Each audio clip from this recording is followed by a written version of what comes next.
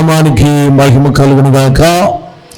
మన ప్రభును రక్షకుడైన యేసుక్రీస్తు వారి యొక్క ఘనమైన శుభనామములో మీ అందరికీ కూడా వందనాలు, శుభాలు. దేవుని యొక్క మహాకృపను బట్టి ఈ రాత్రి సమయంలో ఈ రీతిగా మరి మట్టలాదివారం అంటారు ఈ దినాన్ని. అంటే యేసు ప్రభువారు యెరూషలేమునకు జయోత్సవముతో వెళ్ళినటువంటి రోజు. తెంపని ఆయన జయోత్సవముతో entered to the Jerusalem, the last journey of Jesus Christ. ఆఖరిగా ఆయన యెరూషలేమునకు వెళ్ళి ఆయన గాడిద మీద ఊరేగి స్తుతించినటువంటి రోజు. సో ఈ దినము ఒక ప్రత్యేకమైన దినం కాబట్టి చాలా సంగతులు మట్టలాదివారం గురించి బైబిల్ గ్రంథంలో రాయబడి ఉన్నాయి. ఇవాళ హోలీ వీక్ అంటారు, పరిశుద్ధ వారం. మట్టలాదివారం మొదలుకొని మరలా యేసు ప్రభువారు సిలువేసిన దినం వరకు పరిశుద్ధ వారం, హోలీ వీక్. రేపు పరిశుద్ధ సోమవారం, పరిశుద్ధ మంగళవారం, పరిశుద్ధ బుధవారం, మండే, థర్స్డే. ఈ 4 దినాలు కూడా చాలా ప్రత్యేకంగా ఒక్కొక్క రోజున యేసు ప్రభువారు ఏం చేశారో మనకి చర్చెస్లో ధ్యానం చేస్తారు. కాబట్టి వచ్చే వారమంతా ప్రతి ఒక్కరు కూడా వీలున్నంత మట్టుకు ఉపవాసం ఉండడానికి ప్రయత్నం చేయాలి. ఎందుకనంటే ఒకవేళ బీపీలు, షుగర్లు ఉన్నవాళ్ళు ఏదో జ్యూస్లో, టీలు ఏదో తాగి మొత్తం మీద వచ్చే ఈస్టర్ సండే, వచ్చే ఆదివారం యేసు ప్రభువారు తిరిగి లేచిన రోజు, దాన్ని రెజరక్షన్ డే అంటారు, పునరుత్థానం. శనివారం పోయి ఆదివారం వచ్చిన రోజు అందుకే వచ్చింది. యేసు ప్రభువారు తిరిగి లేచారు కాబట్టే శనివారం ఆరాధన మానేసి ఆదివారంకి వచ్చేసాం. ఆదివారానికి బేసేది పునరుత్థానం. ఆయన ఆదివారం దినాన్ని లేచారు కనుక యేసు ప్రభు బిడ్డలందరూ, క్రిస్టియన్స్ అందరూ, క్రైస్తుని ఆరాధించే వాళ్ళందరూ ఆదివారానికి వచ్చేసారు. సో కనుక ఆదివారం ఎంతో ప్రభుదినం, లార్డ్స్ డే అంటారు దాన్ని, ప్రభుదినంగా మారిపోయింది. అప్పుడు ఆ పునరుత్థాన దినాన్ని ఆరాధించడం, పునరుత్థానుడైన యేసును ఆరాధించడం మొదలుపెట్టారు. సో ఈవేళ మట్టలాదివారాన్ని కూర్చిన ఒక వర్తమానం, పామ్ సండే అంటారు ఇంగ్లీష్లో. మట్టలాదివారం రోజున ఏం జరిగింది, చారిత్రకంగా జరిగిన సంఘటనలు ఏమిటి, దాని నుంచి మనం ఏ పాఠాలు నేర్చుకుంటాం అనే విషయాలు చెప్పి నా వర్తమానాన్ని ముగిస్తాను. క్రిస్మస్ గురించి 2 సువార్తల్లోనే రాశారు. అంటే జీసస్ బర్త్, యేసు ప్రభువారు పుట్టిన నెరేషను మత్తయి సువార్త 1-2 అధ్యాయాల్లో, లూకా సువార్త 1-2 అధ్యాయాల్లో కనిపిస్తుంది. మార్కు గారు రాయలేదు, యోహాను గారు కూడా రాయలేదు. తల్లిదండ్రులు ఏంటి ఎలా పుట్టాడు అంత. కానీ యెరూషలేం జయోత్సవం గురించి మాత్రం 4 సువార్తికులు రాశారు. యేసు ప్రభువారి యొక్క జీవిత చరిత్ర రాసిన వాళ్ళు 4. ఆ 4 రాసిన సువార్తికులు మత్తయి సువార్త 21వ అధ్యాయంలో, మార్కు సువార్త 11వ అధ్యాయంలో, లూకా సువార్త 19వ అధ్యాయంలో, యోహాను సువార్త 12వ అధ్యాయంలో ఇవన్నీ మీకు కనిపిస్తాయి. నేను చెప్పిన ఈ 4 అధ్యాయాల మీద మన ప్రసంగం ఉంటుంది. నేను 4 అధ్యాయాలు చెప్పాను. మత్తయి సువార్త 21, మార్కు సువార్త 11, లూకా సువార్త 19, యోహాను సువార్త 12వ అధ్యాయం.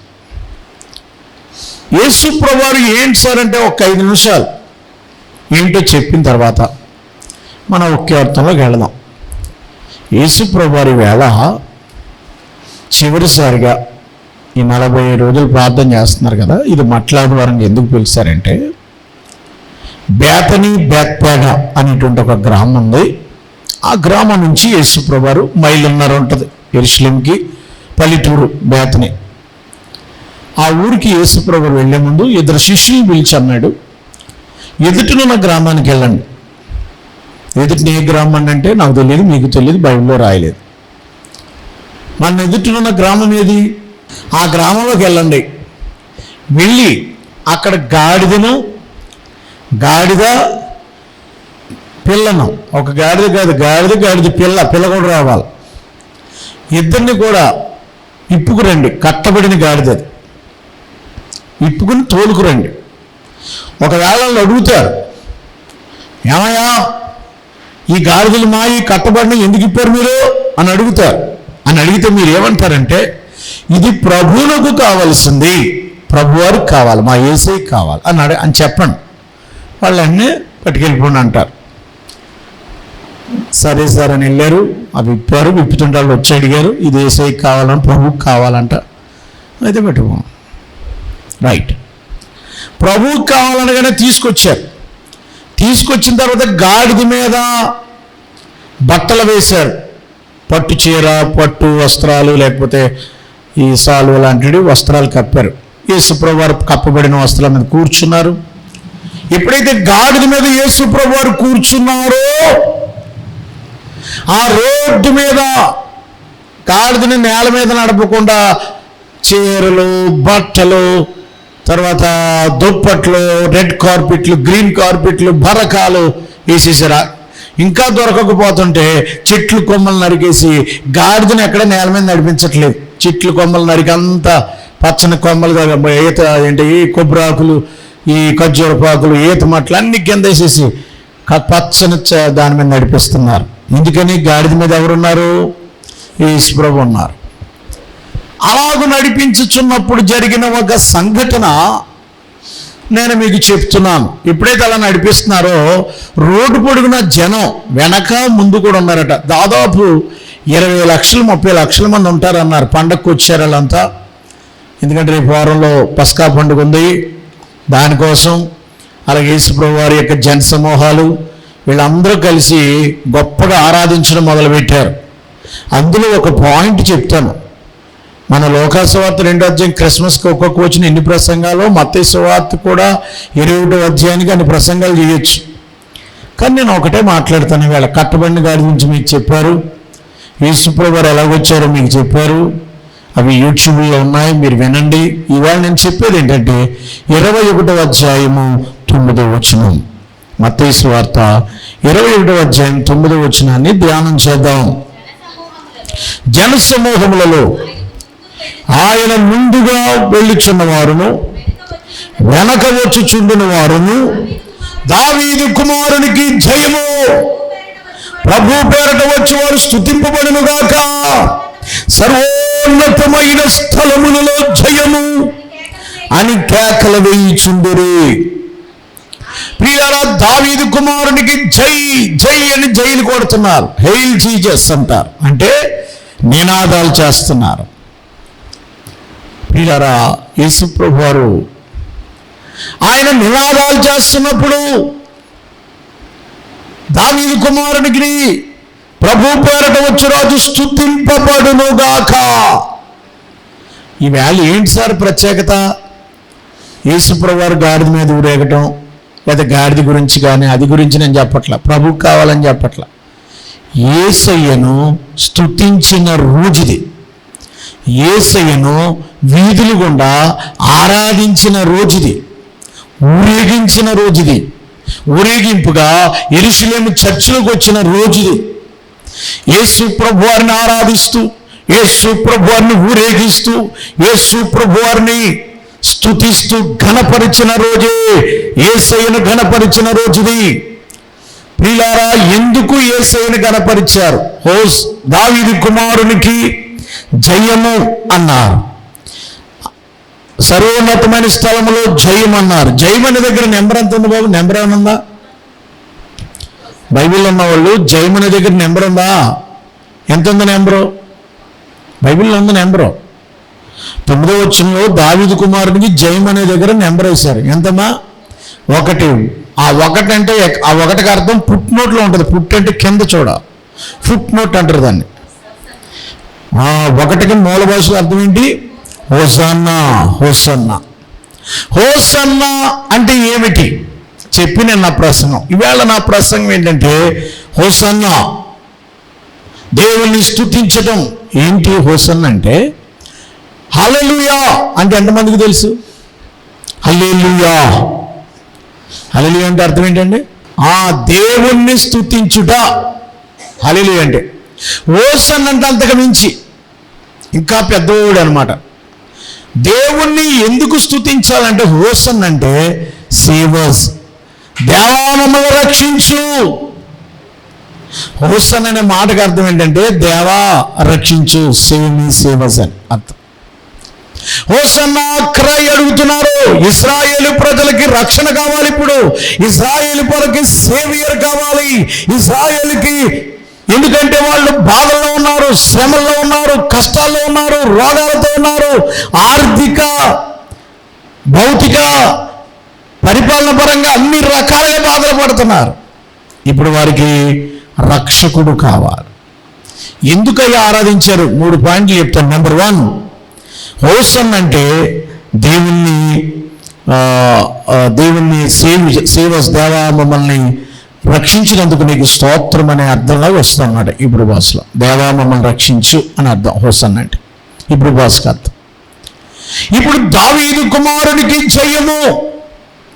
ఎందుకు జయమన్నారు? ఎందుకు జైలు కొట్టారు? ఎందుకు హోసన్నా హోసన్నా, యేసన్నా యేసన్నా అన్నారు? ఎందుకు హోసన్నా అన్నారంటే, దావీదు కుమారుడు మమ్మల్ని రక్షించవయ్యా, హోసన్నా అని అర్థం. దావీదు కుమారునికి జయం. ఏంటి దావీదు కుమారుడు అంటే? సన్ ఆఫ్ డేవిడ్ అంటే ఏంటి?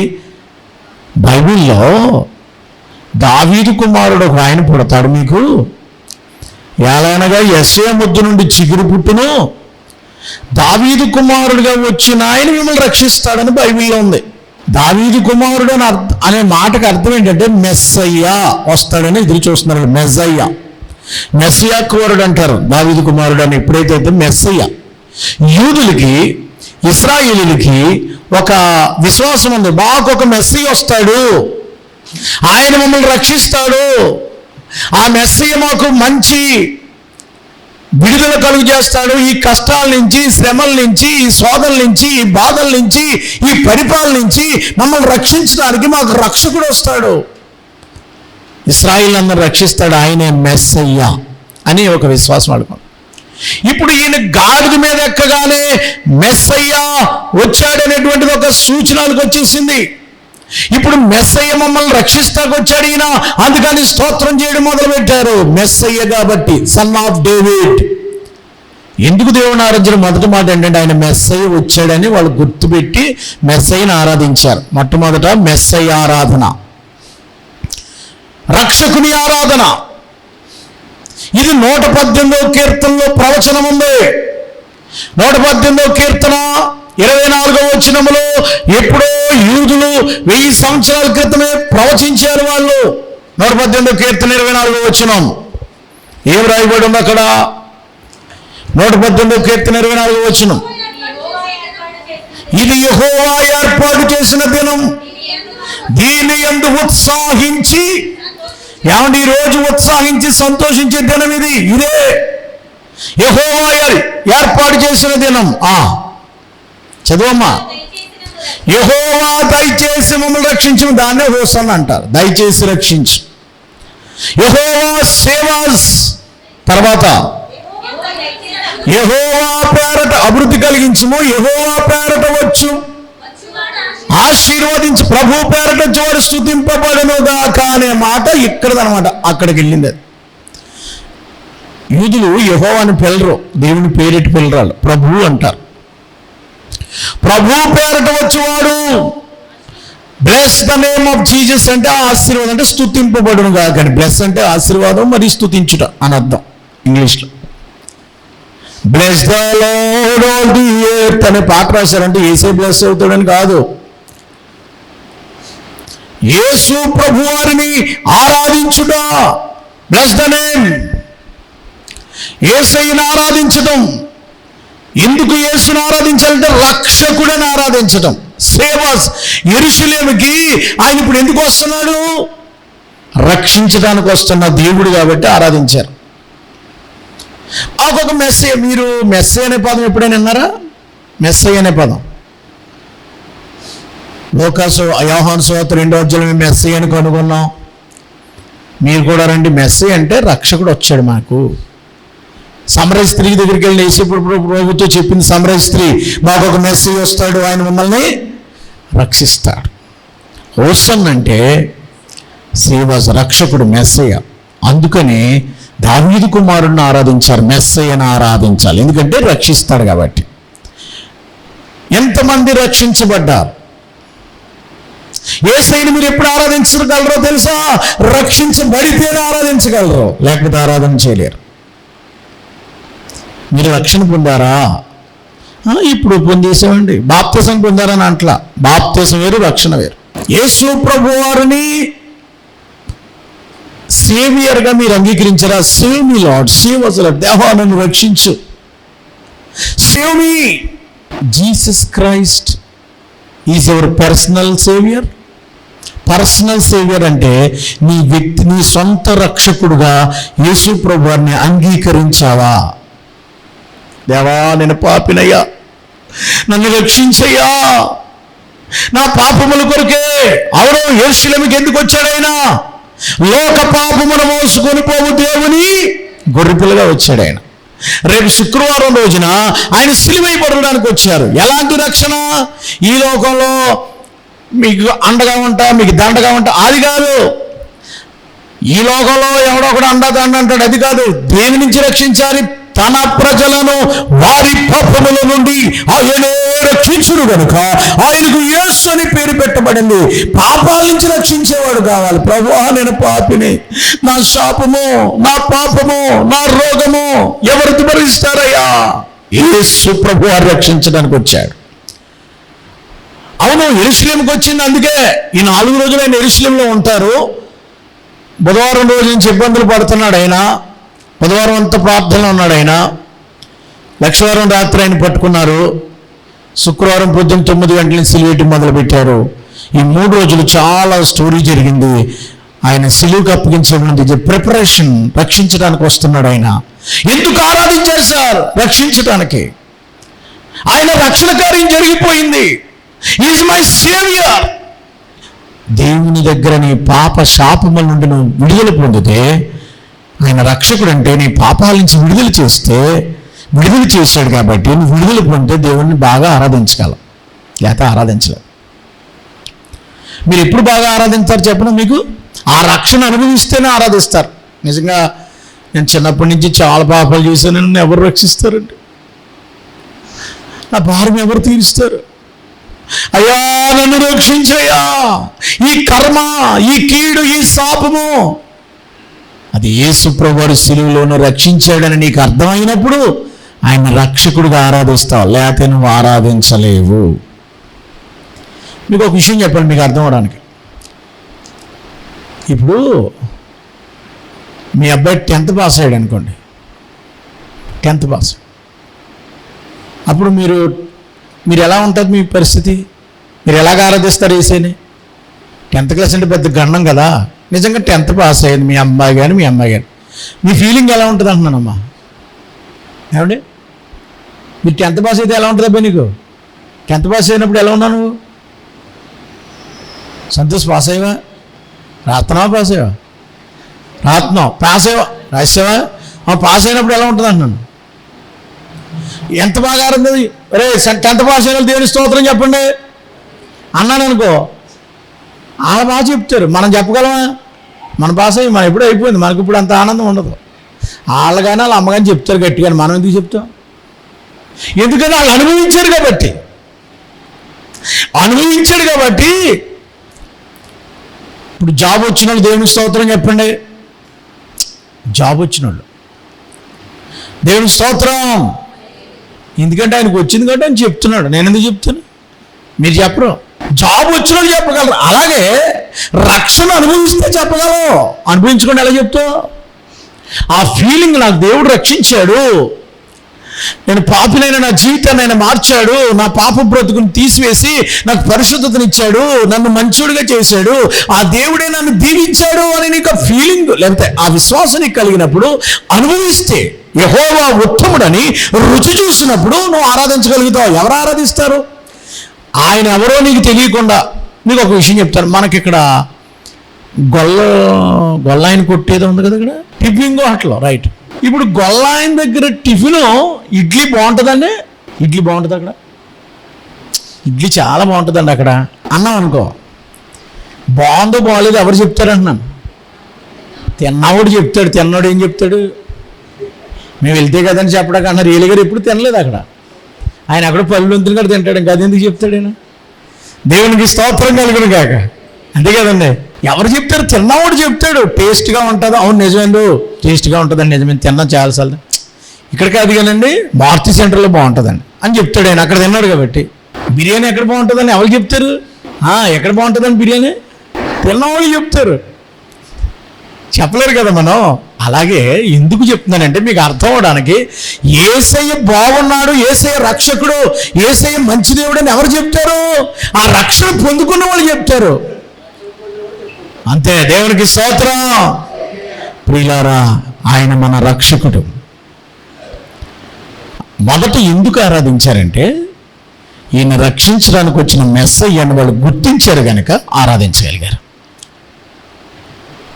నీదు రాజు నీతితో దోషమేమియు లేకయే ఇచ్చా తోడా యెరూషలేం వచ్చుచుండే, ఇచ్చా తోడా యెరూషలేం వచ్చుచుండే, ఇదిగో నీ రాజు వచ్చుచుండే, సియోను సంతోషించు, యెరూషలేం కుమారి ఉల్లాసించు. దావీదు కుమారుడు దేవుడు పాపులకు, దావీదు కుమారుడు దేవుడు పాపులకు, జయ గీతములతో వచ్చుచుండే, జయ గీతములతో వచ్చుచుండే, ఇదిగో నీ రాజు వచ్చుచుండే, సియోను కుమారి సంతోషించు, యెరూషలేం కుమారి ఉల్లాసించు. హల్లెలూయా. నా మొదటి ప్రశ్న, యేసు ప్రభువును రక్షకుడిగా అంగీకరించావా? నీ సొంత రక్షకుడు ఆయనేనా? నీ పాప శాప కర్మల నుండి ఎవరు రక్షిస్తారు ఈ ప్రపంచంలో? ఎవరు నరకాల నుంచి రక్షించేవారు? ఎవరు మన పాపం వల్ల వచ్చే భారా నుంచి విడుదల చేసే దేవుడు ఎవరు? ఈ ప్రపంచంలో వన్ అండ్ ఓన్లీ యేసు ప్రభు మాత్రమే. దేవునికి స్తోత్రం. ఆయన ఒక్కడే నేను పాపను రక్షించడానికి వచ్చానని చెప్పిన దేవుడు ఆయన ఒక్కడే, ఇంకెవ్వరు లేరు. ఏ గ్రంథంలో కూడా లేదు. ఛాలెంజ్. పాపులను రక్షించడానికి క్రీస్తు యేసు లోకమునకు వచ్చిన వాక్యము నమ్మదగినది. పాపుల కోసం ప్రాణం పెట్టడానికి వచ్చాను. ఎందుకు పెట్టాడు ఆయన? ఎందుకు సిలువేయబడ్డాడంటే పాపుల కోసం ప్రాణం పెట్టడానికి వచ్చాడు ఆయన. ఆయనే మనల్ని రక్షించాడు. ఆ రక్షణను గుర్తిస్తే నువ్వు దేవుణ్ణి ఆరాధిస్తావు. ఆ రక్షణను పొందుకుంటే ఆరాధిస్తావు. నా పాపం పోయిందనే ఆ తృప్తి నీకు వచ్చినప్పుడు ఆరాధిస్తావు, లేదా ఆరాధించలే. అందుకే జకరియా 9:9 అంటాడు, నీ రాజు రక్షణ కలిగిన వాడు అన్నది అక్కడ. ఎవరమ్మా? రక్షించడానికి వచ్చేవాడు. అందుకని ఆరాధించారు. మొదటిది. సరే, ఇంక రెండోది చెప్తున్నాను చూడండి.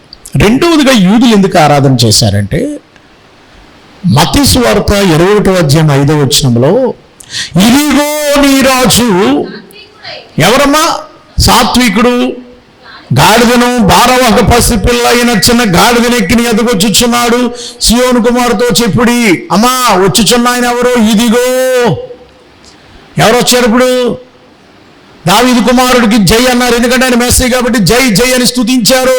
స్తుతించే దినం మెస్సయ్యను ఆరాధించారు. రెండవది, ఎందుకు ఆరాధించారు ఆయన్ని? ఎవరిని ఆరాధిస్తారు? చదువుకున్నాం కదా, ఎవరైనా రాజు, ఎవర్ కింగ్. ఎవరికి జైలు కొడతారు సార్? రాజులకి జైలు కొడతారు. శుభోజ్జయం శుభోజ్జయం అంటారు రాజుగారు వచ్చినప్పుడు. ఎవరికి జై కొడతారండి? ఎవరికి నినాదాలు చేస్తారు? జై ఎవరో నేను అన్నా. ఒకవేళ ఎవరు నాయకుడు వస్తున్నాడు అనుకోండి, జై మనసు ఏదుంటే అది అనుకోండి, అంతే నేను అన్నా. రాజులకి ఆరాధన చేస్తారు, రాజులకి జైలు కొడతారు. యేసయ్యకు జై ఎందుకు కొట్టారంటే, యేసయ్యకు స్తోత్రం ఎందుకు చెప్పారంటే, యేసుని రాజుగా ఆరాధించారు. రాజు ఆరాధన. Jesus is my king. మొదట Jesus is my saviour, and second point Jesus is my king. యేసు నా రాజు. హెయిల్ జీసస్ అంటారు. యేసు నా రాజు. రాజుగా అంగీకరించారు ఆ ఊరోళ్ళందరూ. ఇప్పుడు రాజుగారు దేని మీద వస్తారండి? జనరల్గా రాజుగారు దేని మీద వస్తారండి? గుర్రం. గుర్రం దేనికి గుర్తు? గుర్రం యుద్ధానికి గుర్తు. యుద్ధం గుర్రంలో కాలు దిగుతున్నారా?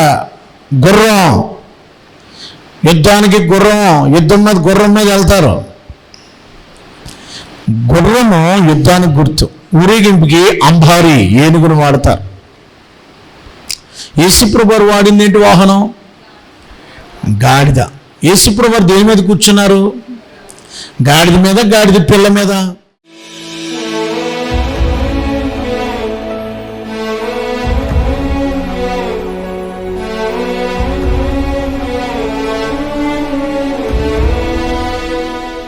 మహాపరిశుద్ధుడు అయిన మా తండ్రి, విత్తబడిన వాక్యం అందరి హృదయాలు భద్రపరచండి. హోసన్నా దావీదు కుమారునికి జయము. సేవాజ్ రక్షకుడా, మమ్మల్ని రక్షించినందుకు ఆయనకి స్తోత్రం. రక్షకుని ఆరాధన, మెస్సయ్య ఆరాధన గురించి మాతో మాట్లాడావు ప్రభువా. రాజుగా, you are my king lord. నువ్వే నా రాజు. రాజుగా ఆరాధించాం నాయన. నీ అద్భుతాలను బట్టి అద్భుతకరుని ఆరాధన గురించి మాతో మాట్లాడావు. విత్తబడిన వాక్యం ఫలింపచేయండి. వాక్యం విన్నవారు నిన్ను రక్షకుడిగా అంగీకరించి, నిన్ను రాజుగా అంగీకరించి, నువ్వు చేసిన అద్భుతాలు అనుభవించి పొందుకున్న ప్రతి ఒక్కరట్టి ఆరాధించుకునిగా భాగ్యం వారికి దయచేయమని, అట్టి ఆరాధకులుగా మార్చమని యేసు ప్రభు వారి పేరిట వేడుకొనుచున్నాము తండ్రి. ఆమేన్.